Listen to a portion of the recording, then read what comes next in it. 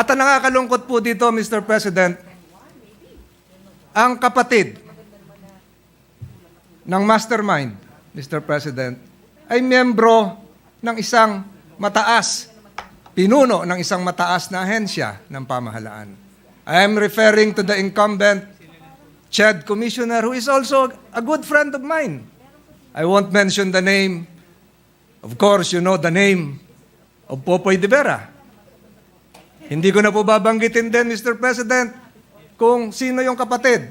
Subalit, ang naging tugon, Mr. President, the immediate response coming from Chairman De Vera is that I have been, quote-unquote, in my own reformulation of his words, I have been estranged with my sister for the last 25 years. I never knew that she was a high-ranking member of the New People's Army in the underground, and I was never informed that she was a mastermind in the killings of some of our soldiers.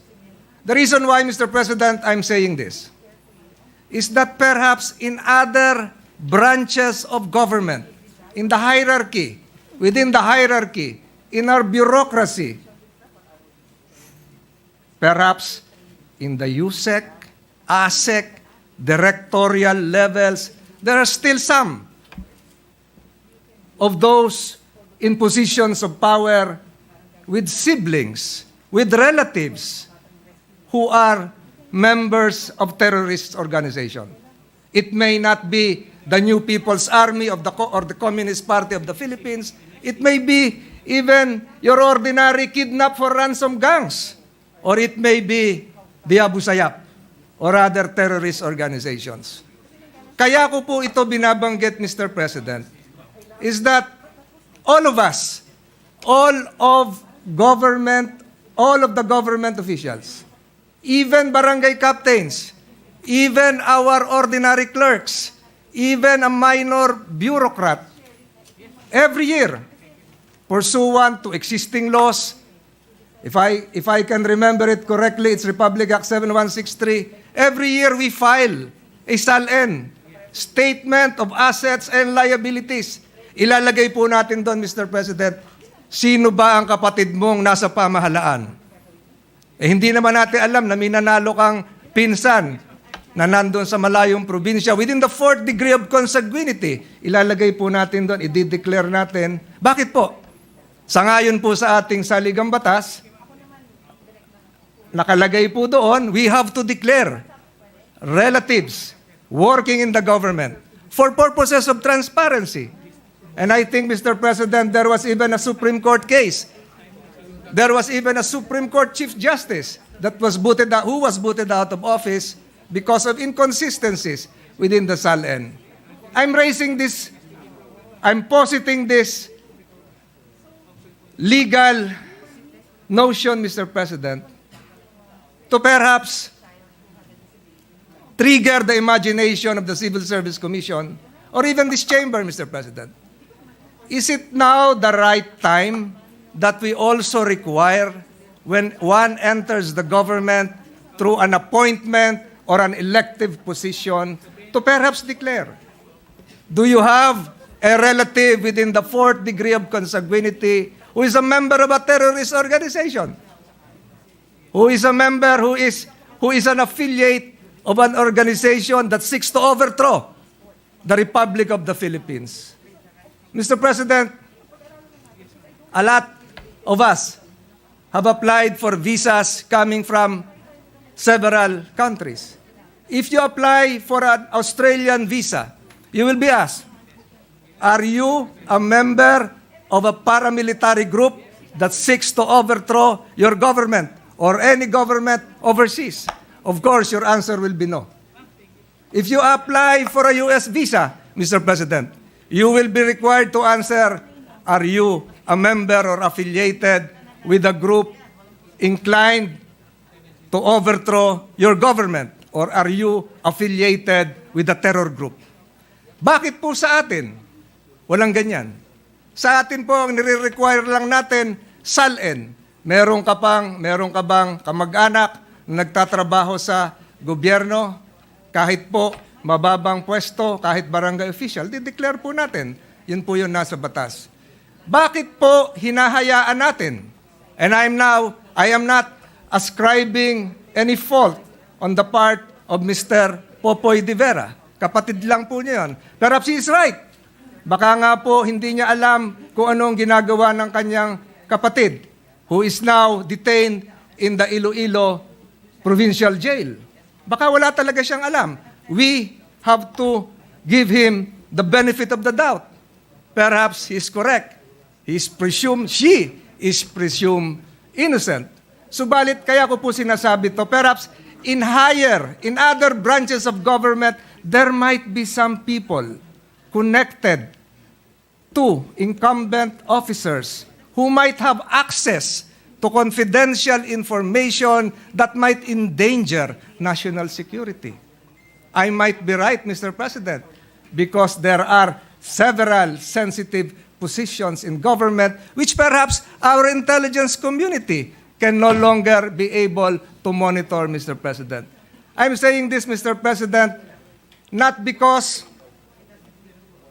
I am imputing bad faith on the part of a fellow government servant.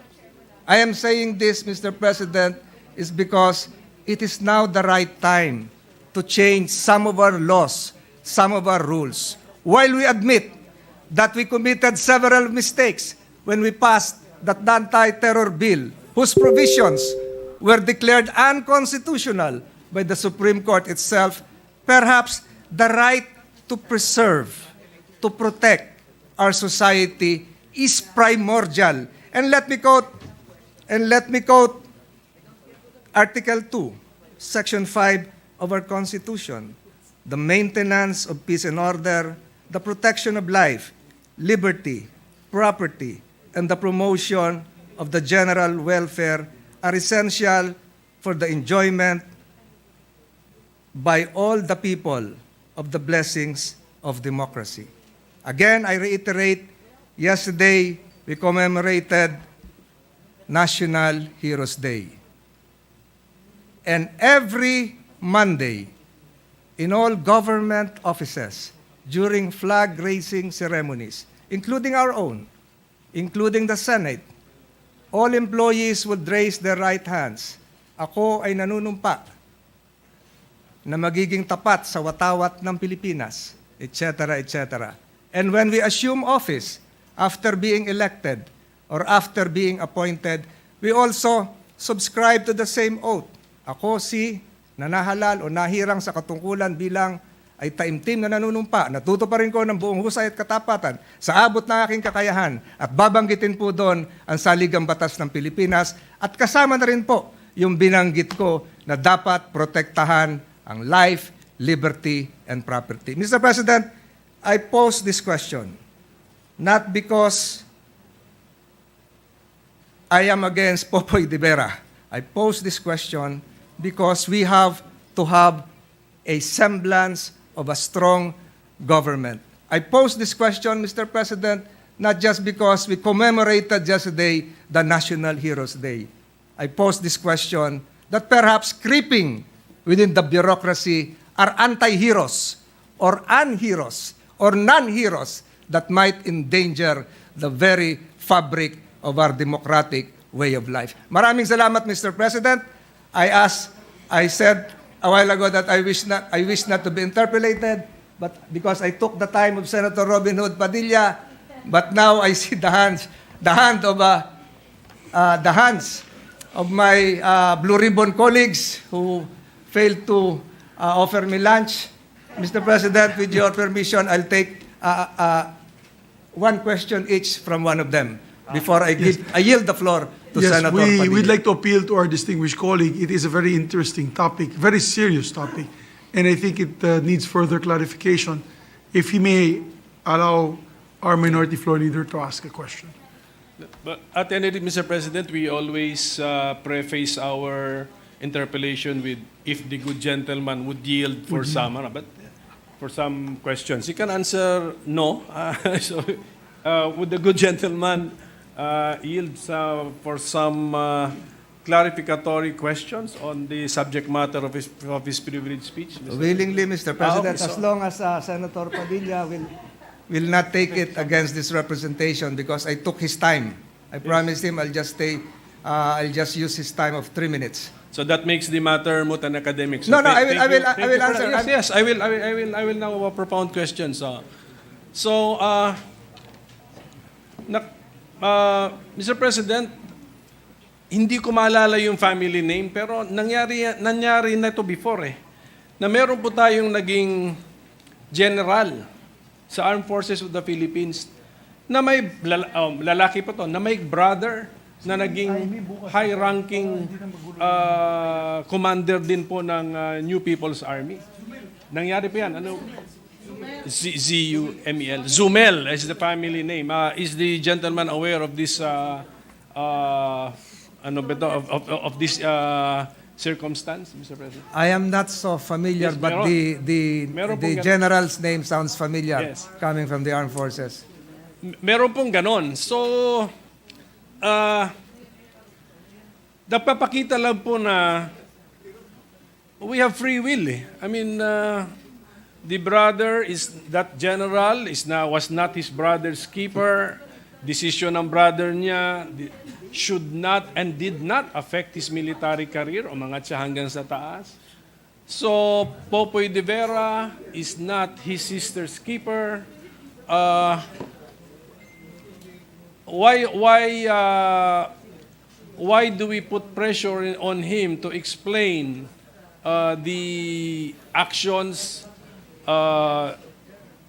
past decisions of his sister, Mr. President? No, I'm not imputing any bad faith, as I mentioned. I'm not putting pressure. We are not requiring him to explain.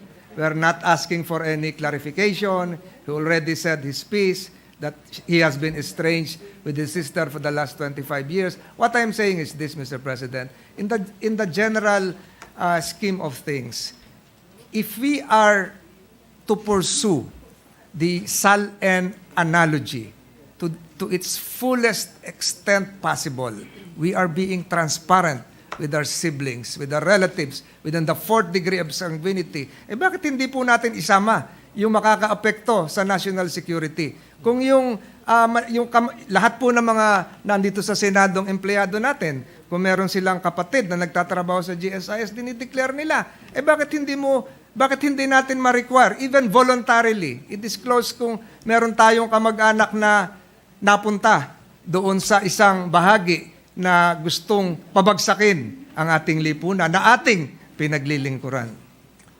Well, Mr. President, ang matter of SALN is governed by law. Law yan Ang laman ng SALN, determined by law. Actually, yung SALN form natin does Yes. not accurately reflect the requirements of the law.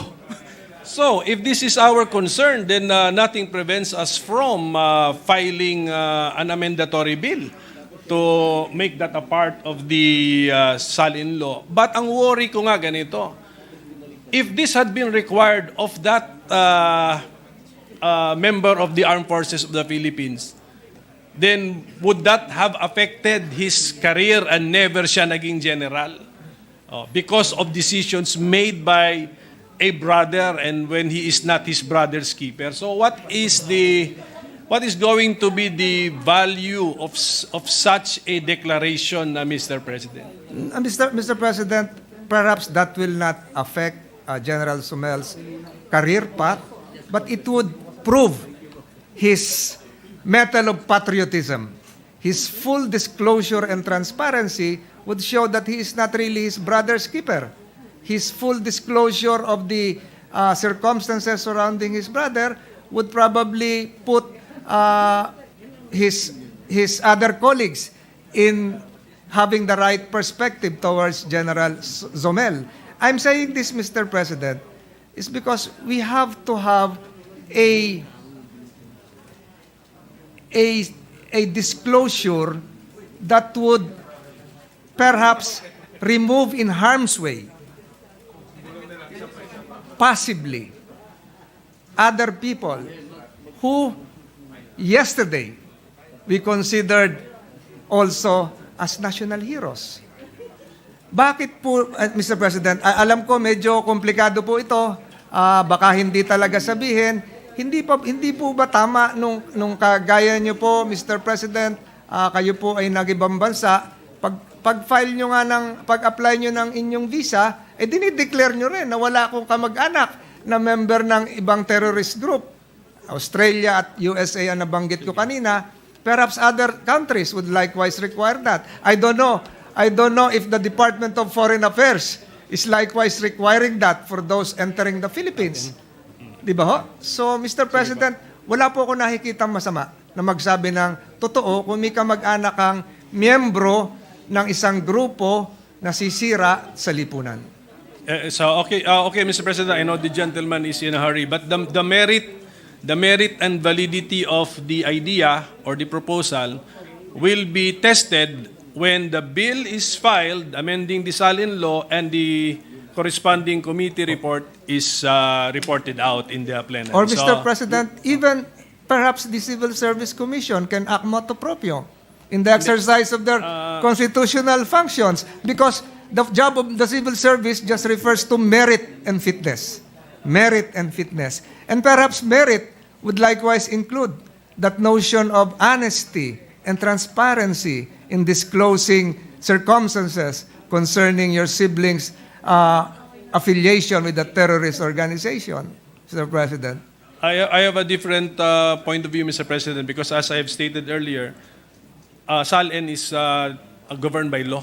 May very specific law. Pati yung contents nun is determined by law. So, if we want additional content on our SALN, we amend the law. That is my position. But anyway, I thank the gentleman for giving me time. I know he's in a... Thank you, Mr. President. At least we are...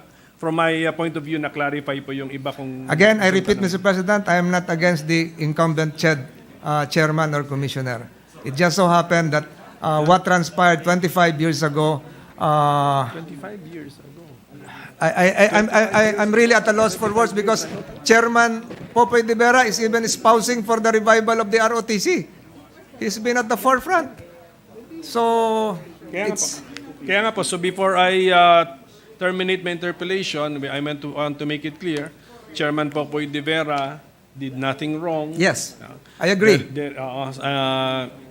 He is not responsible for the actions of I his totally agree. sister. I totally agree. Siguro, incidentally lang siyang na-mention sa speech po ng ating kasama. There was, so thank you for that clarification. Thank you, Mr. President. In other words, gentlemen, ang gusto lang ni Senator Tolentino is may full disclosure lang. Correct, Wala Mr. namang President. penalty yan. Full disclosure. I believe our good, distinguished gentleman, former member of the Philippine National Police, as Chief of Police, would also like to propound a couple of questions. Majority Leader, shall we recognize?